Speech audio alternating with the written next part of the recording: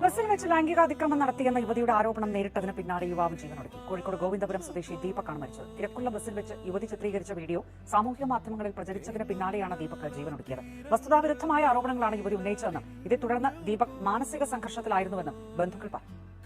പയ്യന്നൂരിൽ സ്വകാര്യ ബസ്സിൽ വെച്ച ദീപക് ലൈംഗിക അതിക്രമം നടത്തിയെന്ന് കാട്ടി പൊതുപ്രവർത്തക കൂടിയായ യുവതി ഇൻസ്റ്റഗ്രാമിൽ വെള്ളിയാഴ്ച പോസ്റ്റ് ചെയ്ത ദൃശ്യങ്ങൾ സാമൂഹിക മാധ്യമങ്ങൾ വഴി വ്യാപകമായി പ്രചരിച്ചിരുന്നു.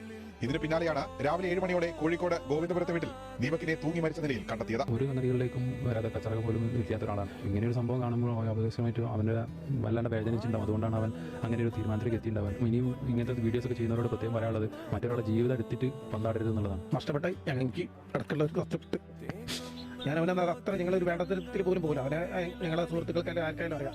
സ്വകാര്യ സ്ഥാപനത്തിലെ മാർക്കറ്റിംഗ് എക്സിക്യൂട്ടീവായ ദീപക് ഔദ്യോഗിക ആവശ്യത്തിനായാണ് പയ്യന്നൂരിൽ പോയതെന്ന് ബന്ധുക്കൾ പറഞ്ഞു. അതേസമയം ദീപക് ബസ്സിൽ വെച്ച മോശമായ രീതിയിൽ സ്പർശിച്ചെന്ന ആരോപണത്തിൽ ഉറച്ചു നിൽക്കുകയാണ് യുവതി. ഇക്കാര്യം അന്ന് തന്നെ വടകര പോലീസിനെ ഫോണിലൂടെ അറിയിച്ചിരുന്നതായും യുവതി ഏഷ്യാനെറ്റ് ന്യൂസിനോട് പറഞ്ഞു. ഇറങ്ങുന്ന സമയത്ത് അയാൾ പുറകിൽ ഞാനുണ്ടായിരുന്നു. അപ്പൊ നേരെ എന്റെ മേലിലേക്ക് അയാളെ കൈ തെറ്റിക്കൊണ്ടിരിക്കുന്നത് കറക്റ്റ് വീഡിയോയിൽ വ്യക്തമായിട്ട് കാണാം. ഞാൻ അത് കഴിഞ്ഞ ഉടനെ ബസ്സിൽ നിന്ന് ഇറങ്ങിയതിന് ശേഷം വടകര പോലീസ് സ്റ്റേഷനിലുള്ള എനിക്ക് പരിചയമുള്ള പോലീസുണ്ട്, അവരെ വിളിച്ചു.